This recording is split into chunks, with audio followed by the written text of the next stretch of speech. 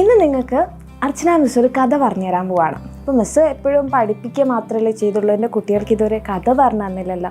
അപ്പോൾ മിസ് വിചാരിച്ചു ഇന്നൊരു കഥ പറയാമെന്ന്. ഓക്കെ, അപ്പോൾ ഈ ഒരു കഥ എന്ന് പറയുമ്പം മിസ് ഉണ്ടാക്കിയ കഥയൊന്നും അല്ല, നിങ്ങൾ പണ്ട് മുതലേയുള്ള കഥയാണ്. നിങ്ങൾ ചിലപ്പം നിങ്ങളുടെ അച്ഛനോ അച്ഛമ്മയോ ഗ്രാൻഡ് പാരൻസോ ഒക്കെ പറഞ്ഞിട്ട് നിങ്ങൾ കേട്ടിട്ടുണ്ടാവും. അല്ലെങ്കിൽ നമ്മളുടെ ട്രാൻസ് മൂവിയിൽ ഫഹദ് ഫാസിൽ പറഞ്ഞ് നിങ്ങൾ ഈ ഒരു കഥ കേട്ടിട്ടുണ്ടാവും. പക്ഷേ മിസ് പറഞ്ഞ് കേൾക്കാത്തതുകൊണ്ട് മിസ്സായിട്ട് വന്നിരിക്കുകയാണ് ഈ ഒരു കഥ പറയാൻ. അപ്പോൾ ഈ കഥ എന്ന് പറയുമ്പം നമ്മളുടെ കർഷകൻ്റെയും കഴുതയുടെയും കഥയാണ്. അപ്പോൾ കർഷകൻ്റെ ഭയങ്കര ഇഷ്ടമുള്ള കർഷകൻ്റെ കഴുതയാണ്. അപ്പോൾ ഇവർ രണ്ടുപേരും കൂടെ ഇങ്ങനെ നടന്നു പോവാണ്. ഓക്കെ, അപ്പോൾ നടന്നു പോയിക്കൊണ്ടിരിക്കെ പെട്ടെന്ന് എന്ത് ചെയ്യും, കഴുത ഒരു കുഴിയിൽ വീഴും. ഓക്കെ, അപ്പോൾ പെട്ടെന്ന് വിചാരിച്ചത് ആദ്യം ഒരു കുഞ്ഞു കുഴിയാണെന്നാണ് വിചാരിച്ചത്. പക്ഷേ എന്താണ്, അതൊരു വലിയ കിണറായിരുന്നു. ഓക്കെ, അപ്പോൾ കർഷകൻ ആദ്യം പല വഴിക്ക് ശ്രമിച്ചു നോക്കും നമ്മുടെ കഴുതേനെ രക്ഷിക്കാൻ വേണ്ടിയിട്ട്. പക്ഷേ എന്താണ്, രക്ഷിക്കാൻ പറ്റില്ല.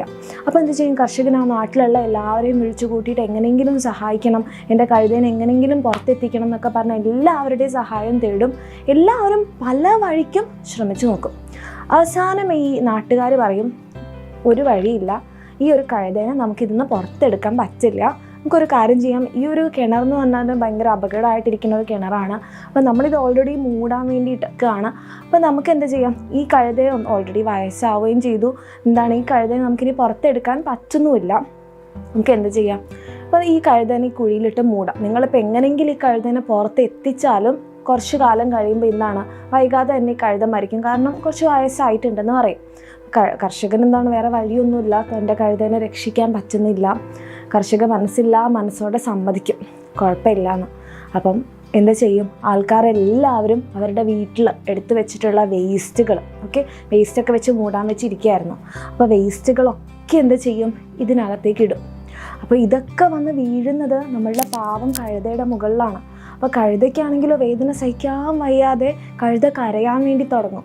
അപ്പോൾ കഴുത കരഞ്ഞിട്ട് ഈ ആൾക്കാരത് കേൾക്കുന്നുണ്ട്. പക്ഷേ എന്താണ്, കർഷകനൊക്കെ കേൾക്കുന്നുണ്ട്, അവർക്കൊന്നും ചെയ്യാൻ പറ്റുന്നില്ല. പിന്നെയും വേസ്റ്റുകൾ ഇടുന്നുണ്ട്, കഴുത കരയും. ഓക്കെ, ആദ്യം കുറേ കരഞ്ഞു. പിന്നെ കുറച്ച് കഴിഞ്ഞപ്പം ഇവർ ഈ വേസ്റ്റ് ഇടുന്നുണ്ട്, വേസ്റ്റ് ഇടുന്ന നിൽക്കുന്നില്ല, കാരണം ഈ കിണർ മൂടണമല്ലോ. അപ്പോൾ വേസ്റ്റ് ഇടുന്നുണ്ട്, പക്ഷേ കഴുതയുടെ ശബ്ദം കേൾക്കുന്നില്ല. അപ്പോൾ അവരാദ്യം വിചാരിച്ച എന്താ, കഴുത ചിലപ്പോൾ ചത്തുപോയിട്ടുണ്ടാകും എന്ന് വിചാരിച്ചു. പിന്നെ കുറച്ച് കഴിഞ്ഞ് അവരൊരാൾ കുഴിയിലേക്ക് നോക്കുമ്പോഴാണ് എന്താ ശ്രദ്ധിച്ചത്, കഴുത ഇങ്ങനെ പൊന്തി വരുന്നുണ്ട്. അതെങ്ങനെയാണ്, എയർ ലിഫ്റ്റിംഗ് ഒന്നും ചെയ്തതല്ല.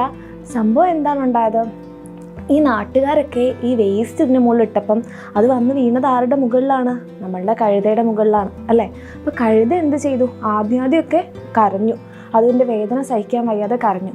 പിന്നെ കഴുതയ്ക്ക് മനസ്സിലായി, കരഞ്ഞിട്ട് കാര്യമില്ല, എന്താണ്, ഒരു ഫലവുമില്ല. നമ്മളിനി എന്താണ് നോക്കേണ്ടത്, നമുക്കിതിൽ നിന്ന് കരകയറാനുള്ള മാർഗമാണ് നോക്കേണ്ടത്. അപ്പോൾ കഴുത പിന്നീട് അങ്ങോട്ട് കഴുതയുടെ മുകളിൽ വീഴുന്ന ഓരോ വേസ്റ്റും തട്ടിത്തെറിപ്പിക്കാൻ തുടങ്ങി.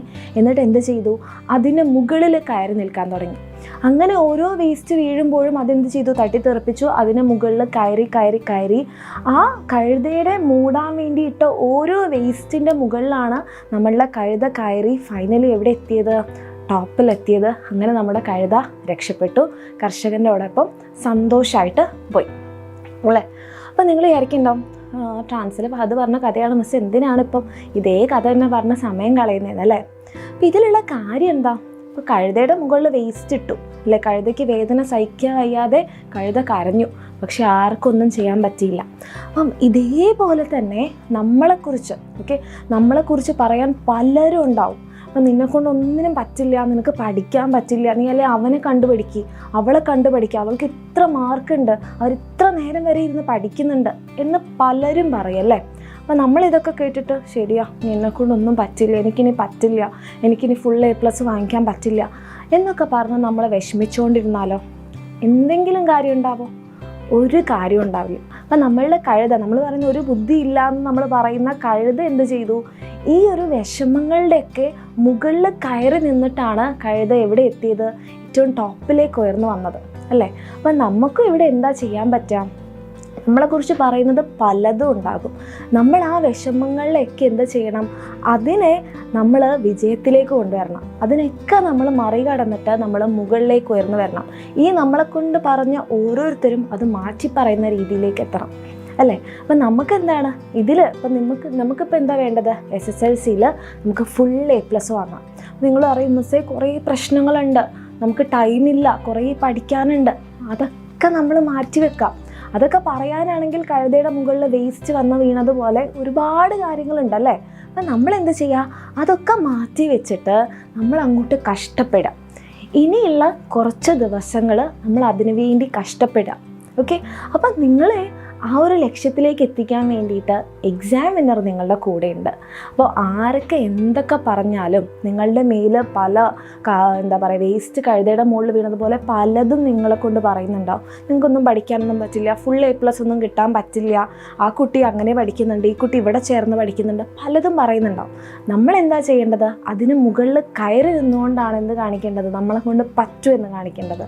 അപ്പം അങ്ങനെ കാണിക്കാൻ വേണ്ടിയിട്ട്, അങ്ങനെ ചെയ്യാൻ വേണ്ടിയിട്ട് എക്സാമിനറിൻ്റെ ശക്തി ബാച്ച് ഉണ്ട്. അപ്പം നിങ്ങൾക്ക് ഫുൾ സപ്പോർട്ട് തരാൻ വേണ്ടിയിട്ട് നമ്മളുടെ SSLCക്ക് ഫുൾ A+ തരാൻ വേണ്ടിയിട്ട് നമ്മളുടെ ശക്തി ബാച്ച് ഉണ്ട്.